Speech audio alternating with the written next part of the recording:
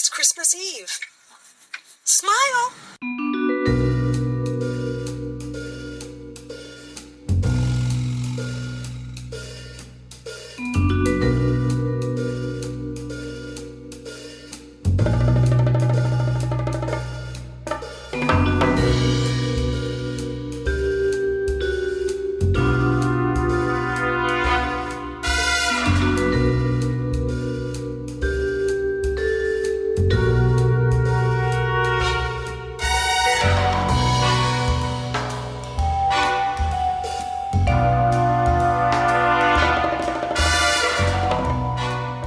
Welcome to episode 31 of the Horror Double Bill, the podcast where each week we pair two movies to create something far greater than the sum of their parts.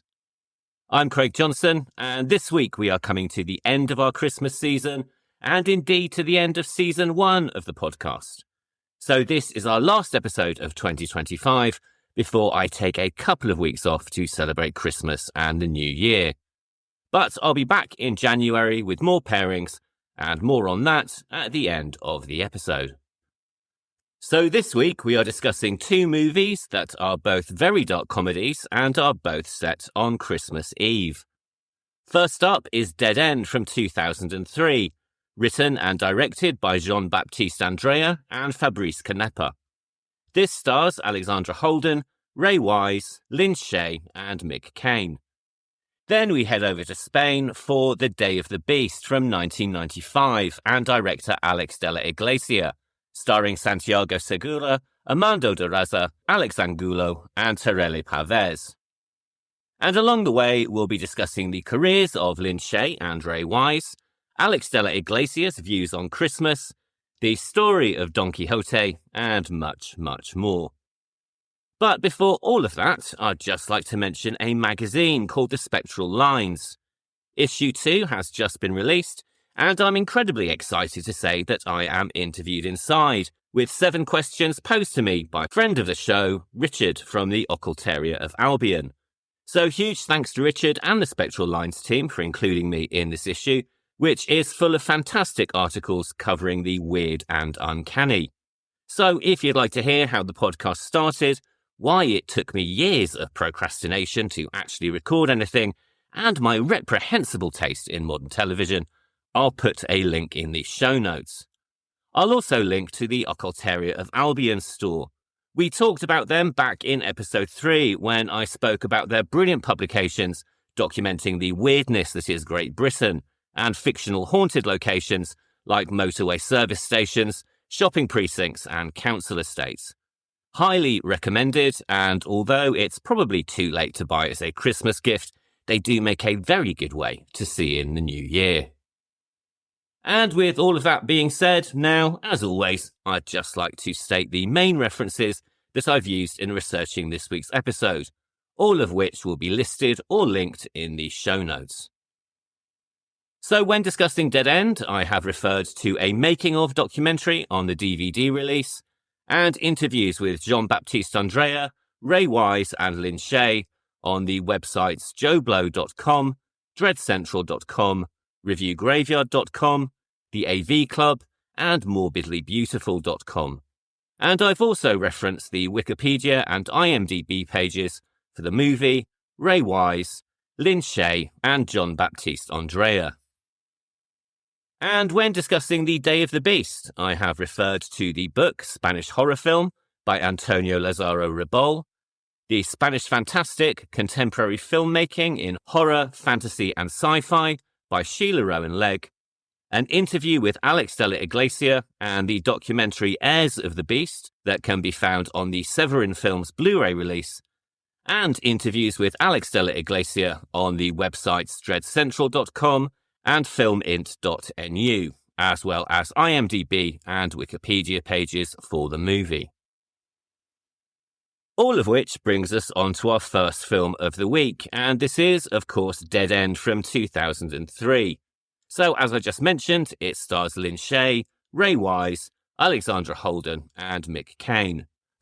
This was the feature debut from directing duo Baptiste, Andrea and Fabrice Canepa, which makes it the third film in our series created by a pair of directors, And just before I go any further, and in the interest of managing your expectations, I have really struggled to find any information at all about Fabrice Canepa other than surrounding the making of this particular film.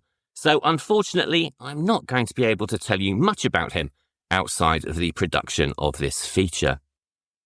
John Baptiste Andrea, on the other hand, was born in 1971 and grew up in Cannes, where he started to make short films and also appeared in theatre productions. Despite this early interest, filmmaking was not something that he pursued academically, not due to a lack of interest, but because the idea that he could actually study his passion never really occurred to him. So, when he went to Paris to study at university, he graduated in political science and economics. As a filmmaker then, he is entirely self-taught. In interviews, he said that he learned his craft through observation and analysis, reading a lot, watching movies, and analysing them frame by frame. Following graduation, he began working as a book translator, an occupation that funded his true calling of writing and directing. And he also set up a film company with some friends. They started with the intention of making documentaries, but when this didn't work out, they wrote a pilot for a TV show and filmed it themselves, an experience that certainly added to his on-job education. It was around this time that he met Fabrice Canepa, and the two began writing short films together, but they found it pretty much impossible to get them made. As we discussed back in episode 20, the director Terele Pavez also encountered similar problems. French cinema at the time was supposed to be about social issues, and genre cinema, which is what they wanted to make, was very hard to get off the ground. Fabrice recalled that the two were very angry at French conventional cinema and the steady flow of rejections that they were experiencing. So the two decided that they would make their own movie, a decision that Jean-Baptiste described in a later interview, saying, quote, "We knew that we wouldn't have much money because we had failed financing on a lot of other projects in the past 6 years. We love horror movies, and I think it is a genre that allows you to express a lot of spectacular and emotional things with very little money. The idea was to make an effective movie, something that would work and something where we would have the audience physically react." End quote. And now we are getting into the spoilers, so as always, please approach the next 30 minutes or so with care if you have yet to see the film. As well as being inspired by a mutual love of horror, Fabrice Canepa also highlighted in a later interview that the Blair Witch Project, which was a masterclass in turning low budget into high profit, had not long opened, and the success of this suggested that it would be possible to shoot a successful movie in a confined location. And so, with this in mind, the two soon struck up the idea that the majority of the film could be set in the interior of a car, leaning into their budgetary restrictions as opposed to trying to fight against them. Dead End tells the story of the Harrington family, who, along with their daughter's boyfriend Brad, are travelling on Christmas Eve to see relatives, and this is something that few of them seem to be looking forward to. The family tensions in the car are bad enough, but when Father Frank decides to take a shortcut, things quickly go from bad to worse, and the group find themselves haunted by a ghostly lady in white, an ominous black car, and a menacing-looking vintage pram, which appears in the middle of the road. The idea of setting the film within the confines of a car allows for a build-up of tension, as anyone who's been on a long car journey with family can attest. And this has been used to effect in a number of movies, some with more generous budgets than others. In the 2013 Stephen Knight psychological drama Locke, Tom Hardy plays a man whose life unravels during a car journey in what is effectively a single-handed drama punctuated by telephone calls. A year earlier, David Cronenberg essentially trapped Robert Pattinson in a limousine, albeit with a few short breaks, for his drama Cosmopolis. And more recently, we have seen 2025's Hallow Road, which featured Rosamund Pike and Matthew Rhys on a frantic car journey across the night as they tried to reach their stranded daughter. Car journeys and the isolation of driving at night also play a key role in the British movie Hush from 2008, which features a couple who witness an abduction on a particularly isolated stretch of motorway. And finally, going back in time to 1961, we also have the very low-budget British chiller The Man in the Back Seat, which tells the story of two criminals who bungle a robbery and end up driving around with a body in the back seat of their car, a man who may, or may not, still be alive. There's always something quite disturbing about sequences that are filmed through car windscreens at night, the expectation being, of course, that someone or something will suddenly appear standing at the side of the road, or leap in front of the car itself, and Dead End is no exception to this. This device was taken to the nth degree with the highly divisive 2021 movie Dashcam, but has of course also been used to great effect in countless movies, with the limited view afforded into the darkness building tension as to what might be out there. And in this case, what is out there is a woman in white, played by Amber Smith, a former model turned actress who began her acting career in 1996. Her character is a harbinger of death and is deliberately reminiscent of folklore stories of the woman in white.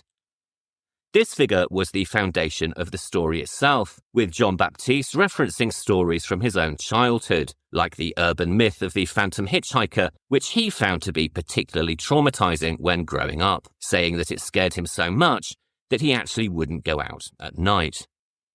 When it came to dividing the screenplay, Jean-Baptiste and Fabrice worked together from inception to finish, with Jean-Baptiste describing their work approach in later interviews, saying, quote, "I find it easier to have somebody who immediately reacts to what you want to write down, but you've really got to find someone who's got the same type of ideas, someone you can see eye to eye with, and that's what I found with Fabrice.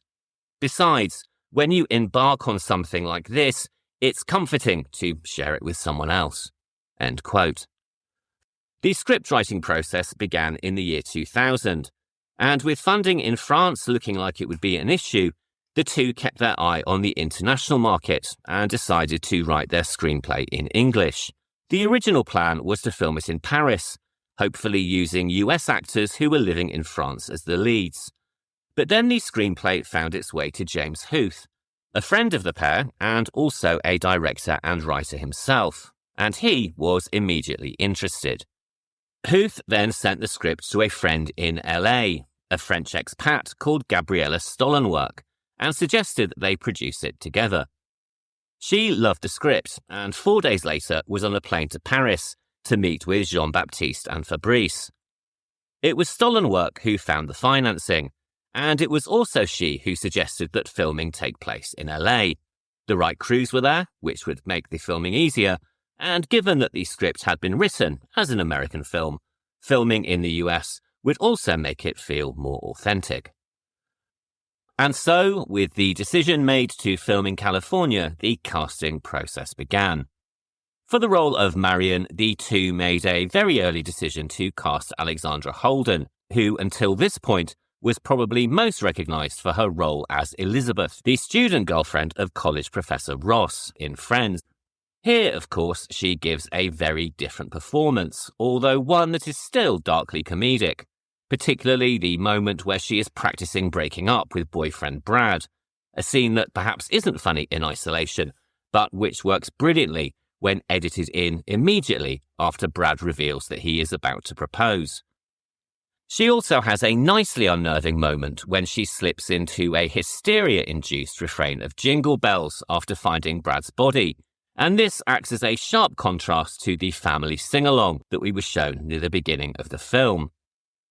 Both directors immediately knew that she was right for the role, and they also recalled that she was an absolute joy to work with on set, often arriving on location far earlier than required to show support for the production and also to help build the family bond between herself and the other actors. But although filming in California was supposed to make life easier, the location itself proved a problem to find, with the challenge being that they needed to find a location they could film on undisturbed in the middle of the night for 3 weeks. In addition to this, they were looking for a very specific type of road, one that was very long, very straight and narrow, with trees on either side to represent the forest.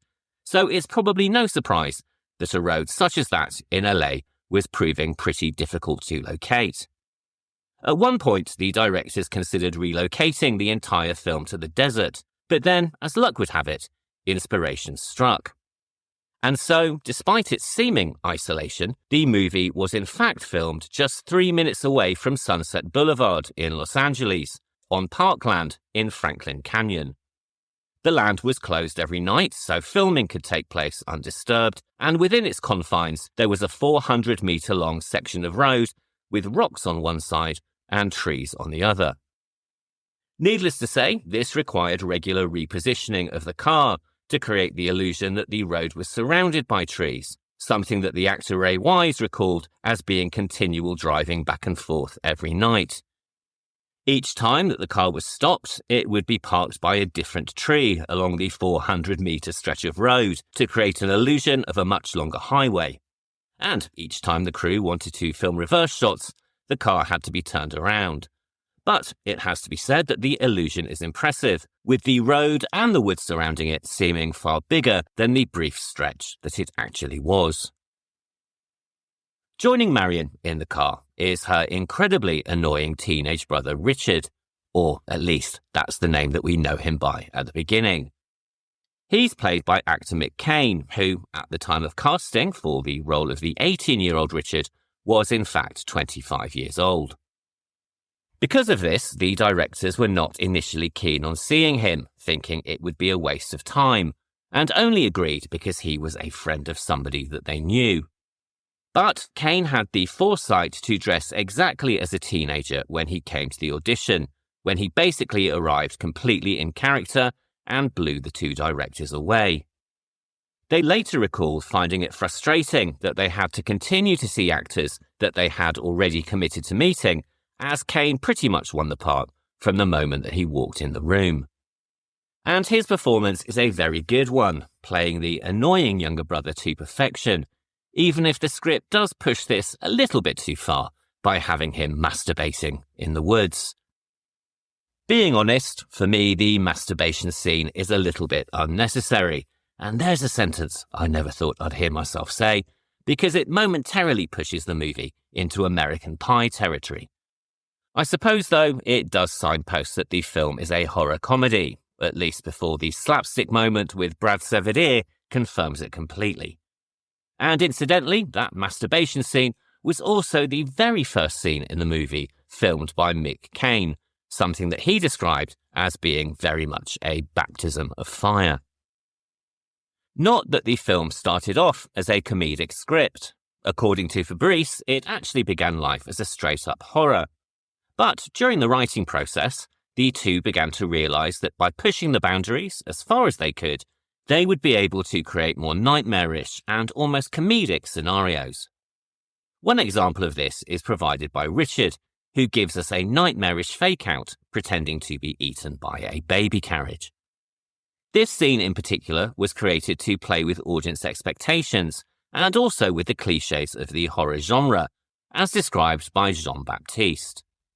Quote, "The paradox is that we just used all of these clichés in Dead End and then tried to bring something else in through humour. But we didn't try to do a spoof movie or to make those clichés look ridiculous. For example, if you take the baby carriage scene, the cliché is that the guy gets swallowed by the baby carriage, which he finds on the road, and then he dies. That's the traditional cliché. So, when the guy gets swallowed and there is a monster roar, everyone jumps in their seats and you think he's dead. But he's not. He's just playing with the cliché. And that's what we tried to do everywhere in the movie, bringing horror where you least expect it. When we began writing the movie, we just asked ourselves, well, what's the point of writing just another horror movie? And what will make the difference?" End quote. As well as the baby carriage fake-out, Cain has some truly obnoxious one-liners, but there is also some nuance to the character, as we see in the moments where he is trying to reason with the catatonic Marion. He also provides one of the biggest gross-out effects in the film, when his lip is bitten off by the woman in white, which by all accounts was a particularly stressful scene to film. Budget constraints meant that they only had one lip prosthetic, and so it had to be shot in one take, and that take had to be perfect. And, as luck would have it, it wasn't. Despite careful rehearsal, mid-kiss, the fake lip fell back out of Amber Smith's mouth and onto Cain's face. Fortunately, the quick-thinking Smith ad-libbed very fast and went back in to rip it off again, the mistake serendipitously creating a more feral effect in the final sequence. The other gross-out moment in the movie comes from Lynn Shea fingering her exposed brain to stimulate an orgasm shortly before the end of the film. And yes, if you haven't seen the movie, you did indeed hear that correctly. According to Jean-Baptiste, the idea for this came from a TV show where he, quote, saw a surgeon performing surgery on a woman who couldn't stand anesthesia. To undergo the surgery, she was only hypnotized, and part of her skull was open, and you could see the brain. The doctor stimulated the brain with the tip of a pen, and he said, "Do you feel anything?" And she said, "My foot is itching." And I was like, oh my God, that's horrible. That means you can actually generate physical reactions by touching the brain. End quote. This scene is an incredibly uncomfortable watch, and it also caused a minor disagreement between the two directors in the editing suite. Jean-Baptiste wanted to go for a slightly more subtle approach, saying that the way it was edited ended up being too on the nose, and that instead of the 2 inserts of her fingers in her brain, he thought it only needed 1. In his opinion, the scene was violent enough, and the idea was present even without the inserts, and so on this occasion, he wanted to take a less is more approach. Having seen the final film, though, I think we can tell who won that argument. The focus of the brain masturbation scene, again, another sentence I never thought I'd hear myself say, is Lynn Shea, who these days, thanks to the Insidious movies, is a much beloved actress in the horror genre. And quite honestly, it's rather difficult to remember a time when this wasn't the case.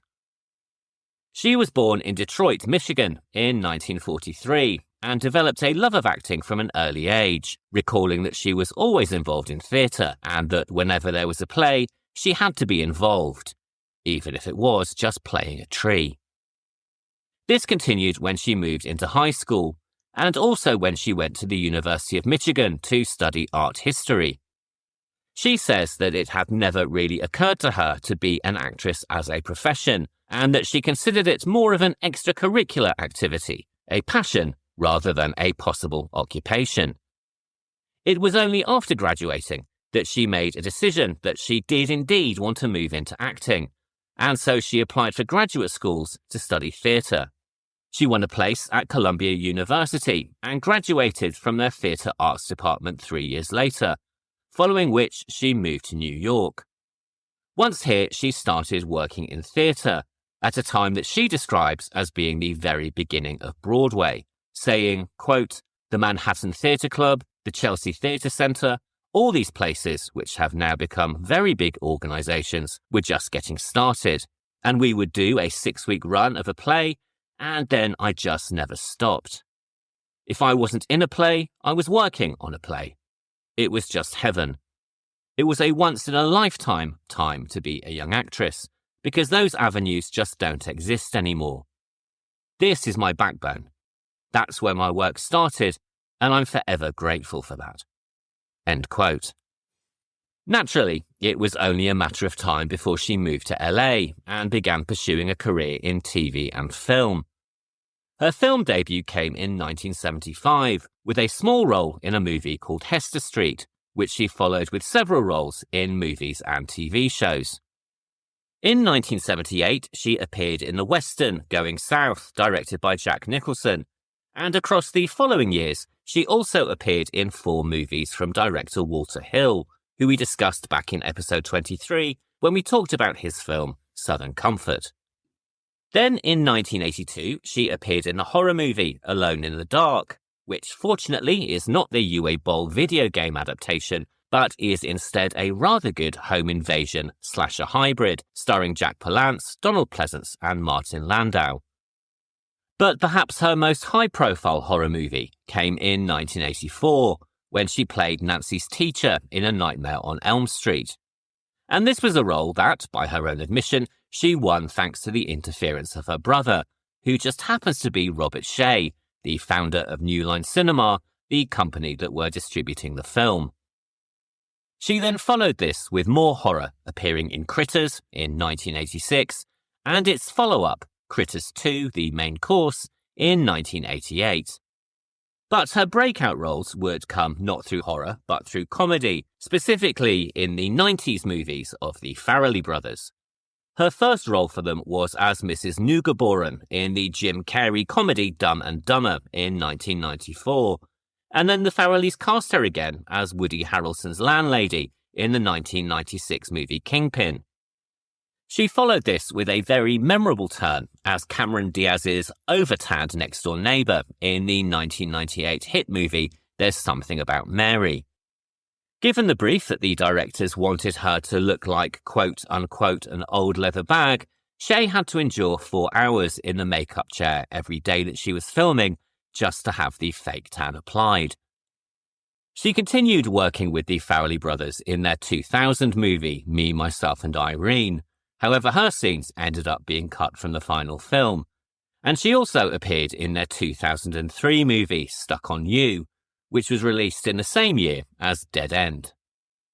And when it comes to this movie, she was not the first person cast to play the role of Mother Laura, and it was only after the original actress dropped out at the last moment that she became associated with the project. She has incredibly positive memories of working on the movie, saying in a later interview that it was one of the favourite characters she's ever played, going on to say, quote, "It's a great story too. It's a wonderful, wonderful little horror film. That's one of my favourite smaller films that I've had the good luck to do." End quote. She has described Laura as an uptight mum, which is a pretty spot-on description. Beneath the forced smile and artificially bright and breezy manner, this is a woman completely on the edge, and, as we discover, also a woman who abandoned her one chance of true happiness out of loyalty to her family. That being said, though, her comedy background here also pays dividends, as she has some of the funniest moments in the movie, certainly once she has completely snapped following the death of Richard, who, as we see, has been burned alive. These include some slapstick moments, first with a pie and then with a loaded shotgun, and also the laugh-out-loud sequence where she reveals a picture she has drawn of the recently departed Brad. "Look, this was his leg that was hanging out. It's for you." It's a very sick joke, but it did make me laugh. Playing the source of her tensions, and also her husband Frank, is the actor Ray Wise, a man that Shea has described as hilarious and one of her favourite people to work with. Much like Shea, he again was a last-minute casting decision for the team, as finding the right person for Frank had not been easy. John Baptiste recalled that 2 weeks before filming, the part had still not been cast, saying, quote, "We couldn't find anybody who could be reassuring, like a father figure, and yet creepy at the same time. The casting director got desperate and asked us, 'Who the hell do you want?' And we said, 'I don't know, somebody like Ray Wise.' And she said, 'Okay, let's send him the script.'" End quote. Ray Wise was born in Akron, Ohio in 1947 and knew from the age of 13 that he wanted to be an actor, catching the acting bug when he started appearing in plays at junior high, something that he continued doing as he moved into high school. It's even stated in his yearbooks that his ambition was to be a professional actor. He studied theatre at Kent State University and after graduating moved to New York to try to fulfill his dreams. After just 2 weeks, he went to an audition at CBS and won a role in a daytime soap opera called Love of Life, where he worked for the next 6 years. Despite the fact that people are often dismissive of soap opera actors, it's certainly true to say that working on shows like this provides an incredible grounding for a performer, developing techniques to learn dialogue at speed, getting used to working long hours, and also developing the ability to run the gamut of emotions, quite often in just one episode.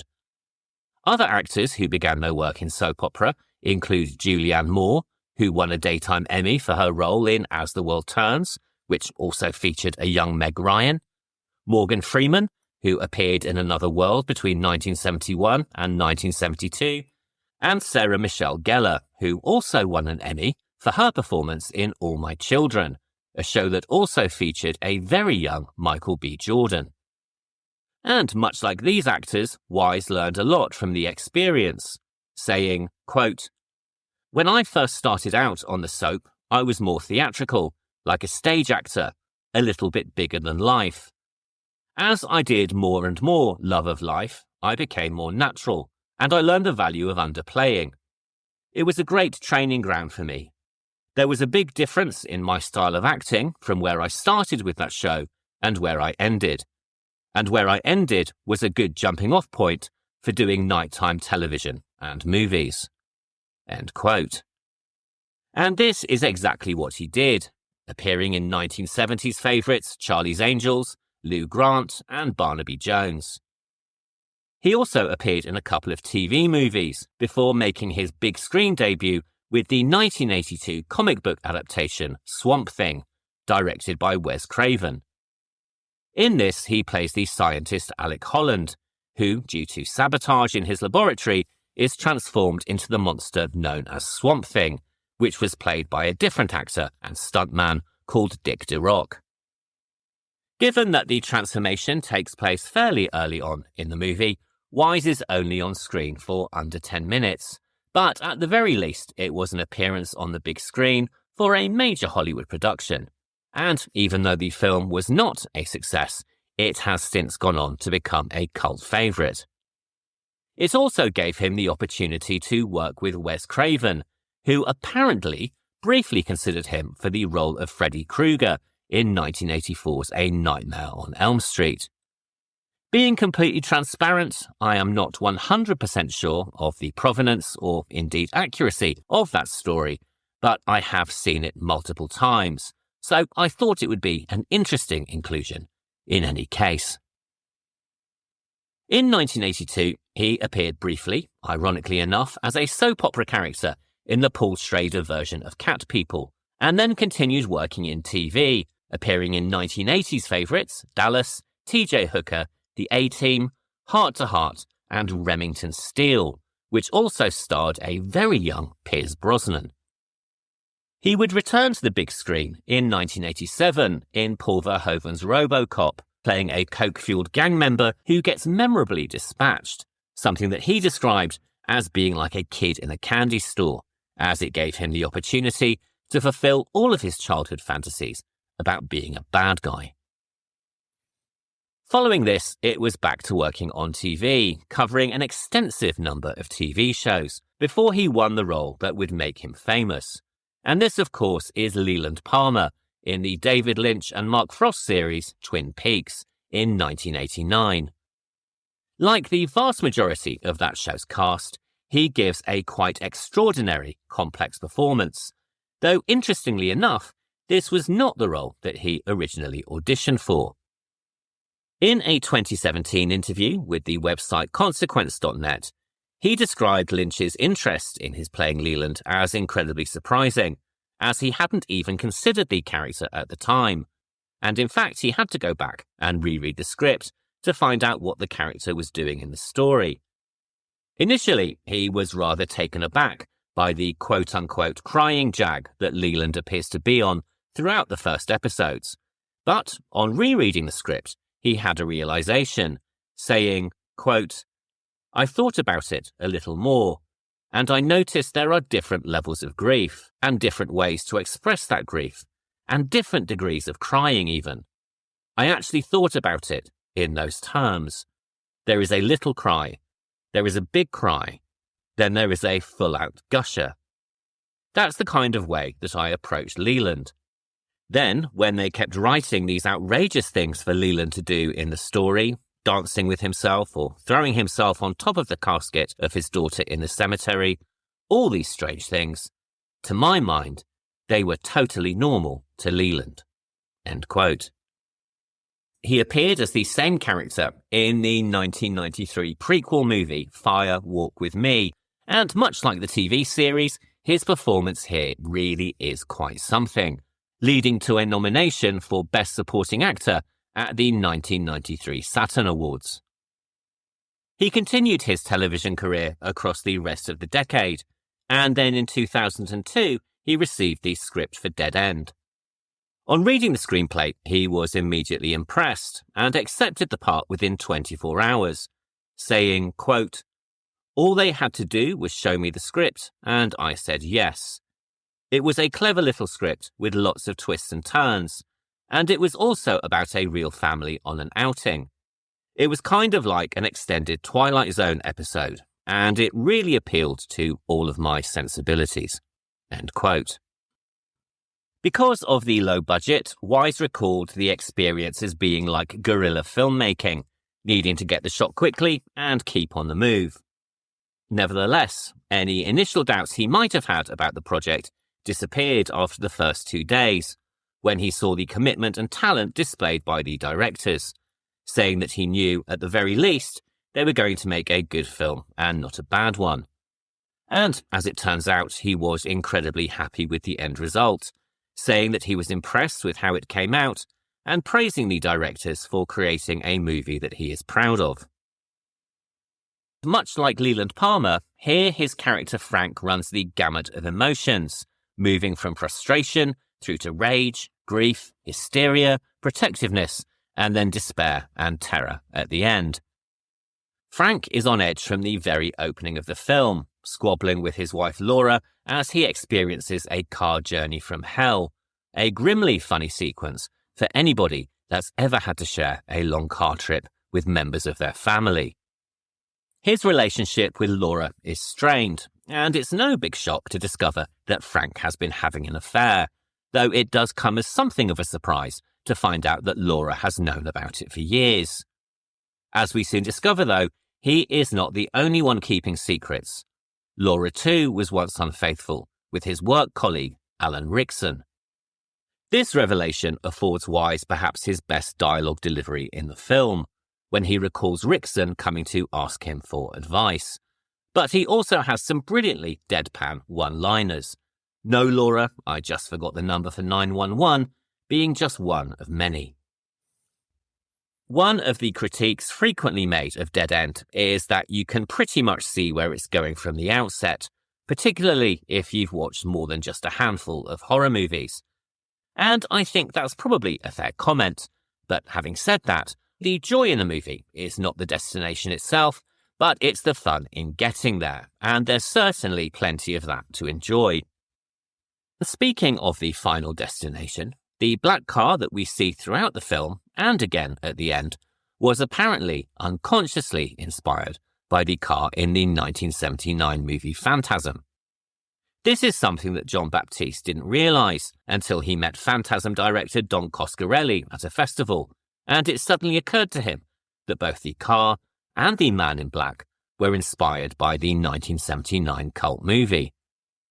There is, however, a far more intentional reference in the film, and indeed perhaps it is the only intentional Easter egg in the movie, and this is the look of the baby carriage, which is a direct nod to the climax of Rosemary's Baby. As to the Man in Black, whether he is indeed just a good Samaritan or the figure of death itself, I will leave very much down to you. But if he is death, one does have to question why Dr. Marcotte is next on his list. Though, given how free and easy she is with patient information, perhaps it's a mystical punishment for breaking doctor-patient confidentiality. Aside from a few of my grumbles along the way, and I swear this is the last time I'm going to mention masturbation in this episode, I do think this is a very entertaining movie. It's made me laugh out loud in places, and also wince and look away from the screen. It's also made me feel a little bit sad. Despite their differences and long-buried tensions, we have ultimately just spent 87 minutes watching the collapse of a once-loving family, and this I believe they definitely once were, as evidenced by the familial sing-along of Jingle Bells, individual parts and all. Dead End premiered at the Festival International du Film Fantastique in January 2003, and then, almost a year later, in December 2003, it received a limited theatrical release in the UK. And while reviews highlighted some of its limitations, they were, on the whole, mainly positive. The Guardian called it, quote, macabre and supernatural in the approved manner, not stunningly original, but with some ingenious twists and humorous performances. While the BBC said that, quote, it feels like an extended episode of The Twilight Zone, but it's witty and chilling enough to offer some spine-tingling suspense en route, end quote. It was also very well received on the festival circuit, nominated for and winning several awards, including the Audience Award at the 2003 San Sebastian Horror and Fantasy Film Festival. It went on to gain a cult following when it was released on DVD, and I'm very happy to see that currently it is having something of a resurgence on social media, and I hope that more audiences are introduced to it over the next couple of weeks. Admittedly, it might not be the most heartwarming Christmas movie, but as Horror News Net once wrote, quote, a potent mix of nasty and fun, Dead End is the perfect film to put on at family gatherings to get them all out of your house. End quote. Dead End would also have a significant impact on Lynn Shea's subsequent career, as it acted as a link to James Wan, who would cast her in the Insidious franchise. In an interview discussing women in horror on the website morbidlybeautiful.com, she recalled of her casting for Insidious, quote, I was the first person that he cast. I had met him briefly because he was a fan of a movie I did called Dead End some years ago with Ray Wise. It's a wonderful little horror film if you have never seen it. And that was one of James's favourite movies, so he wanted to meet me. End quote. And the rest, as they say, is horror history. Following Dead End, Ray Wise continued to work consistently in TV and film, appearing in the movies Good Night and Good Luck, X-Men First Class, and a truly bizarre indie horror called Excision.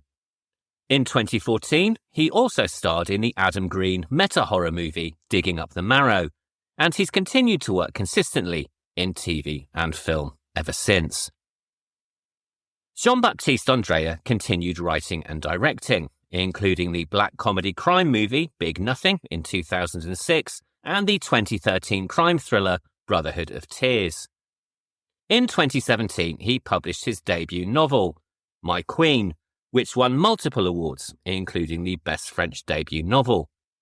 To date, he has published 3 other novels, 100 Million Years and a Day in 2019, Devils and Saints in 2021, and Watching Over Her in 2023, which won multiple literary awards and has gone on to sell over 700,000 copies.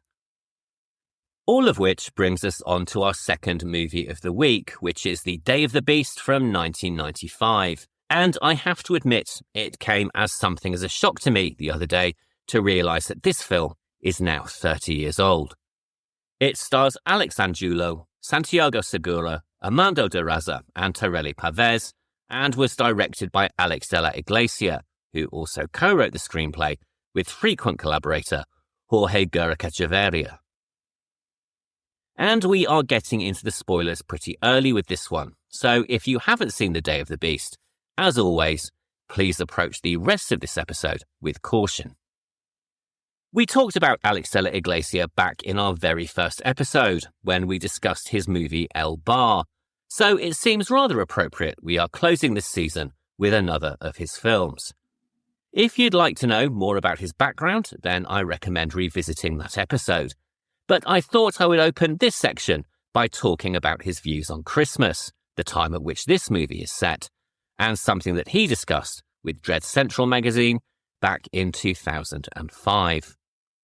Quote, I love and hate Christmas at the same time. It's the moment when the artificiality of life is most evident. Everyone tries to be kind, and it's such a lie. Everyone wants to be happy, and it's impossible. You have to go to lunch or dinner with your family and think, wait a minute, I have nothing to do with these people. It's very strange, and you're not allowed to say anything about it. You can't just shout out, everyone's a faker. End quote. Merry Christmas, everyone. In terms of Spanish cinema, and Spanish genre films in particular, Day of the Beast marks a key turning point, with both its narrative and tone a reaction against the prevailing trends of the time. In 1982, Pilar Miró, the then Spanish Director General of Cinematography, passed a bill that became known as the Miró Law, and this had the aim of elevating the artistic and cultural value of Spanish cinema whilst increasing its international visibility. Ultimately, the law aimed to move Spanish cinema away from low-budget film production and into what was considered quote-unquote prestige cinema.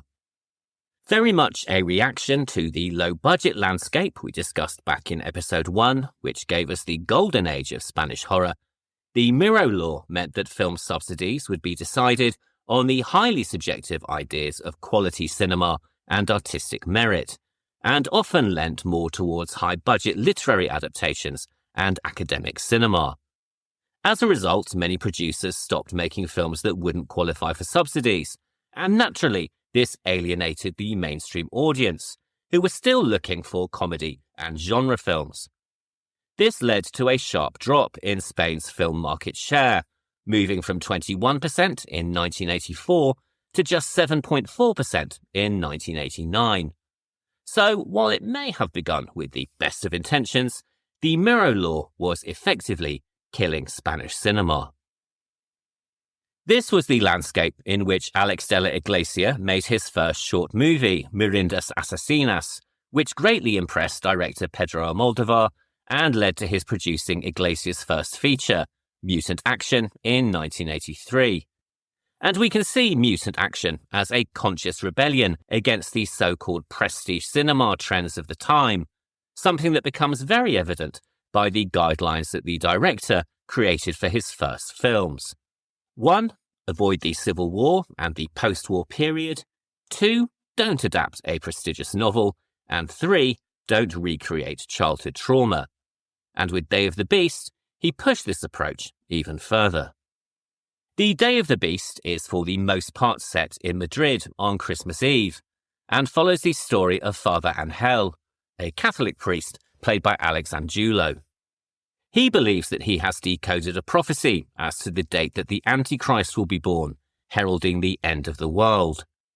The only problem is that while he may know the date, he does not know the location, and is therefore completely powerless to stop it. The solution to this, he decides, is to sell his soul to Satan, and to achieve this, he has to commit as much evil in the world as he possibly can. Along the way, he teams up with Jose Maria, a self-described Satanist and heavy metal fan who runs a record store, and Professor Cavan, a TV host who fronts a show about the occult. As with many of the director's films, this is a pitch-black comedy, with no small amount of political and social commentary, including the decline of the Catholic Church, satanic panic, the rise and superficiality of TV personalities, and social violence, particularly against the homeless and the underprivileged. The idea for the story came long before De La Iglesia began work on his debut film Mutant Action. The original concept was partly inspired by the 1957 movie Night of the Demon, which we covered in episode 28, and also partly inspired by H.P. Lovecraft, or more specifically, the role-playing game Call of Cthulhu, of which the director was a frequent player. In these games, he recalled, the heroic characters were often much older, men who brought their considerable wisdom and experience to the battle, as well as their fighting prowess. It occurred to him that he had never seen a drop-dead, over-the-top action horror film that had an old man as the protagonist, and from this initial idea, the movie was born. And much like our first movie, Dead End, The Day of the Beast did not begin as a comedic film and started off life as a straight-faced horror movie about the devil, and was also, by all accounts, excessively violent. But this more serious approach did not sit well with the director, who, by his own admission, finds it difficult to think in a serious way. For him, when audiences go to see so-called serious horror movies, their cynicism generally leads them to deliberately laughing at the monsters presented, and he believes that presenting his narratives as comedy avoids this and also achieves more creative freedom, saying, quote, "If you shoot something like this in a comedic way, you can show the monster and do whatever you want without fear of making something stupid." End quote. The film was co-written with regular collaborator Jorge Gurrica-Chavarria, and in the book Spanish Horror Film, the writer Antonio Lazaro Rebol describes the early drafts.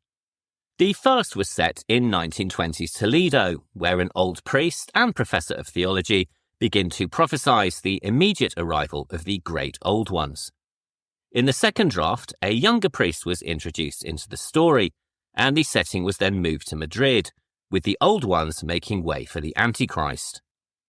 And this then led to the third and final draft, which introduced a sidekick for Father Angel, and which we'll discuss a little bit later.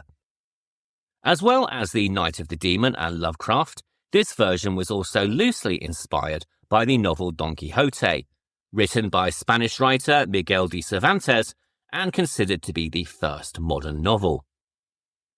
A founding work of Western literature, Don Quixote tells the story of a man from La Mancha, Alonso Quijano, who reads so many romance stories that he loses his mind and believes himself to be a wandering knight called Don Quixote. On a mission to bring back chivalry and save his country, he sets out into Spain, where he mistakes windmills for giants, inns for castles, and sex workers for noblewomen. He also recruits a sidekick, a down-to-earth farmer named Sancho Panza, who is taken in by the promises of riches, fame, and much more. As well as being a literary success, the novel also birthed many phrases which we now find in common use in the English language. A Don Quixote is a name given to an impractical idealist. The phrase tilting at windmills means to fight a battle against an imaginary enemy, and even the idiom the pot calling the kettle black is believed to have originated from a 1620 translation of the book. It's also been adapted numerous times, including the award-winning musical Man of La Mancha, which gave the world the song The Impossible Dream.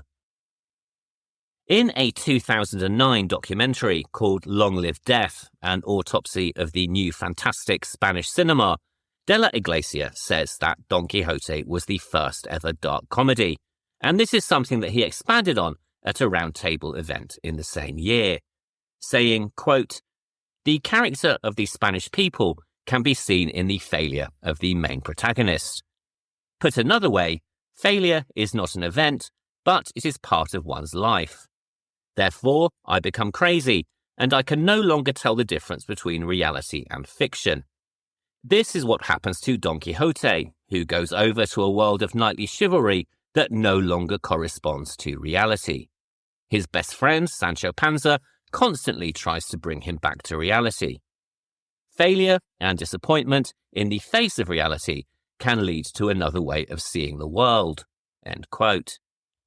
He then went on even further, saying that The Day of the Beast was a direct extension of this philosophy. Quote, "The priest is Don Quixote, with Sancho Panza at his side." End quote. And this description raises a very interesting question about The Day of the Beast. How much of what we see is really a satanic conspiracy, and how much of it is really just a fantasy? At the very beginning of the film, he confesses all to a fellow priest, and his suspicions are quickly confirmed by that very priest being flattened by a falling cross. But to be honest, this could be less confirmation of satanic conspiracy and more down to poor construction. This scene very much sets the tone for the helter-skelter ride that is to come, and is certainly very funny and also possibly rather blasphemous. It's also quite clearly a nod to earlier movies like The Omen, where characters who are made aware of these satanic shenanigans suddenly find themselves falling victims to increasingly bizarre accidents, something that the writer Kim Newman once equated to being like a Tex Avery cartoon, with characters metaphorically getting pianos and safes dropped on their heads from a great height. Viewers who want to believe that the priest is not deluded and is indeed on a hero's journey will, of course, quickly point to the satanic ritual that occurs midway through the film. At the end of this ritual, a black goat appears in Professor Cavan's apartment and stands on its hind legs in a scene described by Guillermo del Toro as quote-unquote searing the eye. But it's worth remembering that by this point, Father Angel, Jose Maria and Professor Cavan have all ingested LSD, and so we have no guarantee whether what they see is for real or just the result of the hallucinogenic drugs. As they've all just taken part in a satanic ritual to raise the devil, it would hardly be surprising to discover that all three of them are hallucinating the goat, and the same can also be said of the final scenes in the movie. Given Father Angel's perspective, we are led to believe that the leader of the gang of fascists, who have been tormenting the homeless of Madrid, has turned into a goat-headed monster. But this could in fact just be further hallucinations caused by the priest's insanity and the LSD, and that the man who throws Jose Maria to his death is in fact nothing more than just an incredibly evil man. If this is indeed true, it gives a special resonance to the scene where the father begins to doubt his own convictions, only to be persuaded back into the shared hallucination by Jose Maria and Professor Cavan, who are, of course, still under the effects of a powerful hallucinogenic.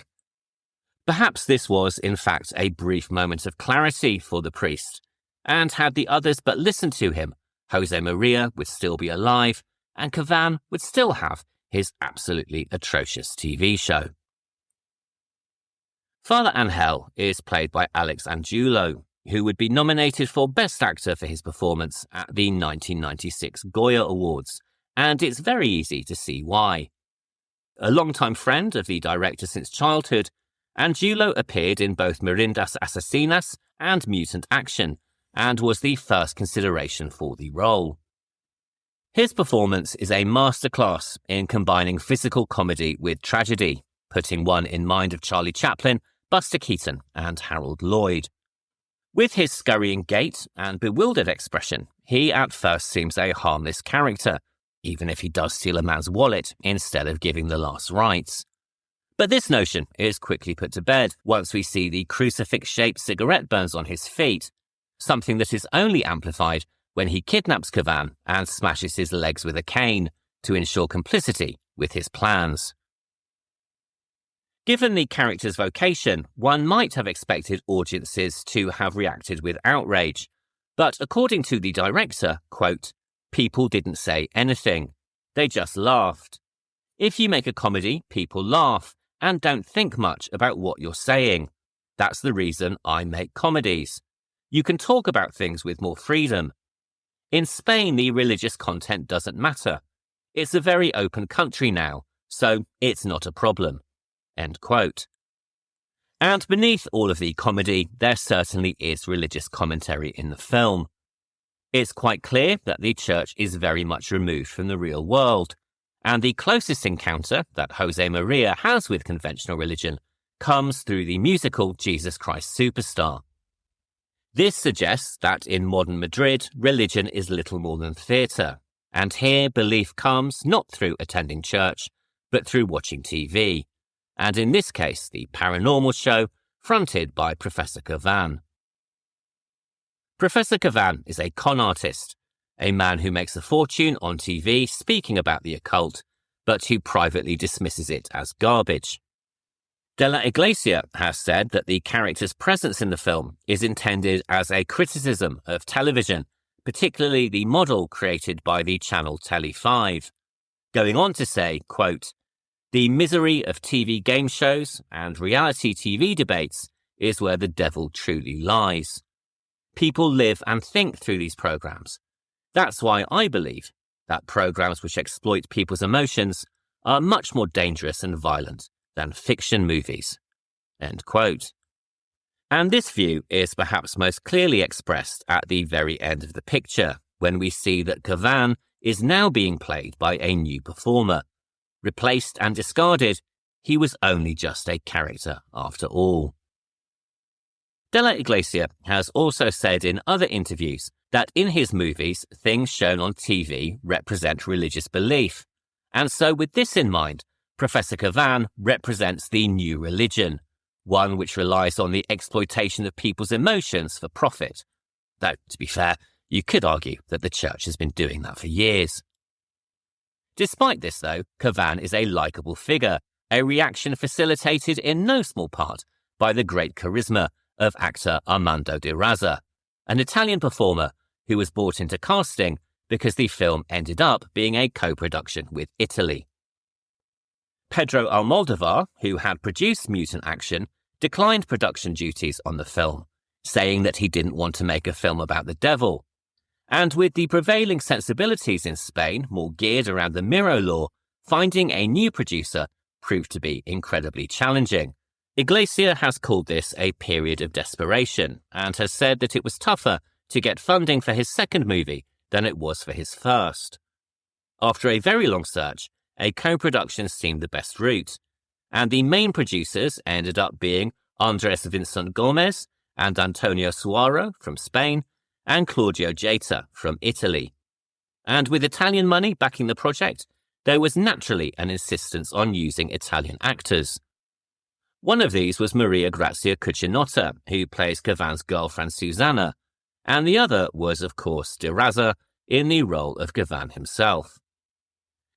And it's fair to say that this decision did cause a few problems.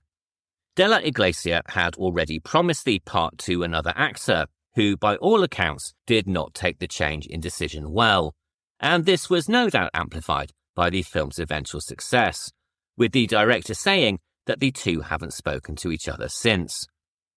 However, De Razza turned out to be a fine choice, creating a very strong bond with the director from their first meeting, and also displaying a keen insight into the character, saying later, quote, "I performed Professor Cavan as if I really believed that the Antichrist was going to be born that same night in Madrid.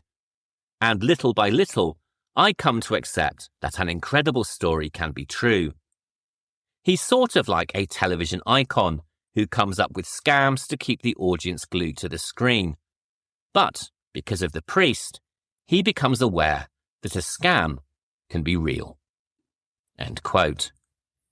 If Father Angel is the Don Quixote of the movie, then Jose Maria is his Sancho Panza, a down-to-earth companion who is very much caught up in the Father's mission. He is played quite brilliantly by Santiago Segura, another long-term friend of Iglesias, though he was far from being the first choice.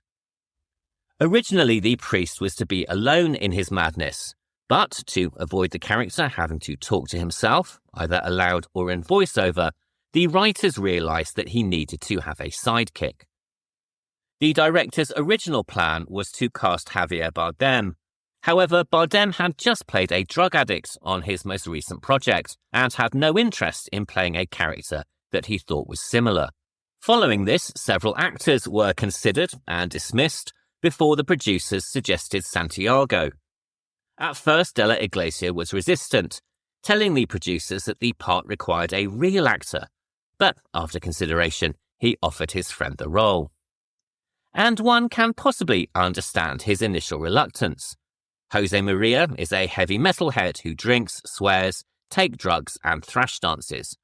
Santiago Segura, on the other hand, prefers the 1950s swing music of the Rat Pack and had to be taken to a heavy metal club to learn how to dance. But the casting was a wise choice. Jose Maria is the warm and beating heart of the movie, a Satanist who isn't one at all really, and who is willing to risk it all to support his new friend. And I'm certainly not alone in this opinion. On the film's release, Santiago Segura was nominated for and won a Goya Award for Best New Actor, which he was presented with at the 10th annual ceremony in 1996. Much like the world of Don Quixote, the world that our intrepid trio are intent on saving really isn't ready for them, and nor, if we're honest, does it seem a world worth saving. The city is presented as a garish hell on earth, with an unnamed but clearly fascist group attacking the homeless under the slogan "Clean Up Madrid." According to Iglesia, their inclusion was not a reaction to one specific incident, but more a response to a movement that he saw at the time, saying, quote, "It wasn't a specific reaction, but this kind of thing happens a lot in places like Madrid and New York. Gangs go around trying to kill the homeless, kind of like in A Clockwork Orange." End quote. And for Armando de Razza, the story may have been fantasy, but it sprang from reality, a Madrid that he called real, tough, and dark. Filming began on location in Madrid across December 1994, taking advantage of the existing Christmas decorations across the city, and then, after a short break, resumed in the February of the following year. The majority of the shoot took place on location around the city, and only the climactic sequence with the goat beast was filmed on a studio set. Even the moments that our heroic trio climbed down a fluorescent advert were filmed for real on location, the prospect of which proved far too terrifying for De Razza, who suffers from vertigo and who was therefore doubled by a stuntman. The two crooked and leaning towers are also a real location in Madrid, known as the Kio Towers, or alternatively, the Gateway to Europe. These were being built in Madrid during the shooting of Mutant Action, and seeing them, Iglesia and Gurra knew that they would have to shoot a movie there at some point. And what better way to showcase them than as the Devil's Temple and the birthplace of the Antichrist? Ironically enough, the buildings, at the time of filming, were also the home of Bankia, a major Spanish bank whose excessive spending nearly led to financial collapse. They had to be bailed out by the Spanish government in 2012, and in hindsight, this knowledge gives an additional resonance to the building being used as a temple for evil. All those involved in the shoot remember it as being incredibly hard work. At the time, Spain was suffering from a particularly harsh winter, and the night shoots were often conducted in temperatures of -4 degrees centigrade. In addition, the shoot was hampered by lack of money, lack of experience, and the pressure of bringing it all in on time. As it was filmed in 1995, effects are largely practical, though this was also the first Spanish movie to use digital FX, albeit rather sparingly. The goat in the apartment was indeed a real goat, which proved nearly impossible to direct, and the demon monster at the end of the film was played by a double amputee working with stilts.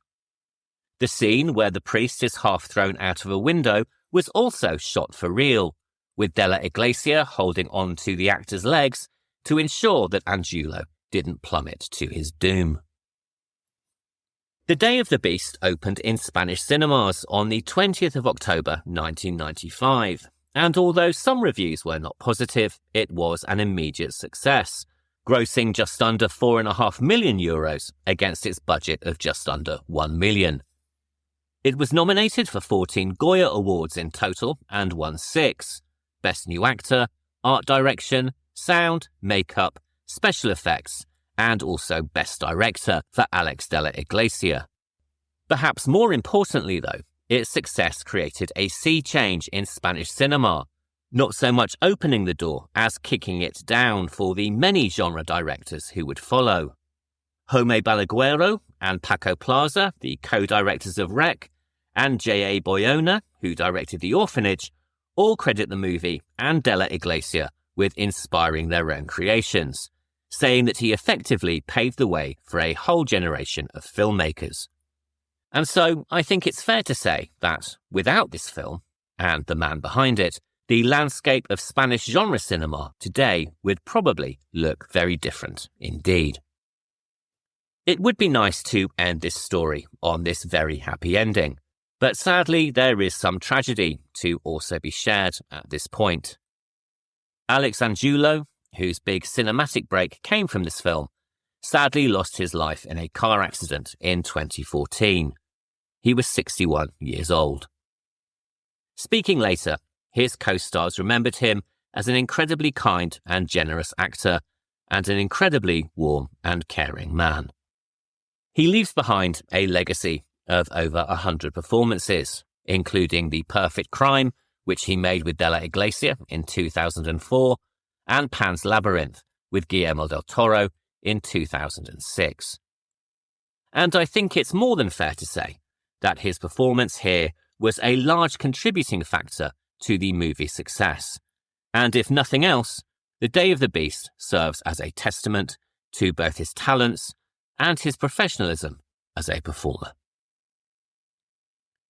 Dead End and Day of the Beast are, of course, both very dark comedies set on Christmas Eve, using their holiday settings as a stark contrast to their narratives of death, destruction, and Satanism. Both were also made in direct opposition to the prevailing cinema trends in France and Spain at the time, pushing the boundaries of genre cinema in a landscape that preferred social commentary and quote-unquote prestige filmmaking.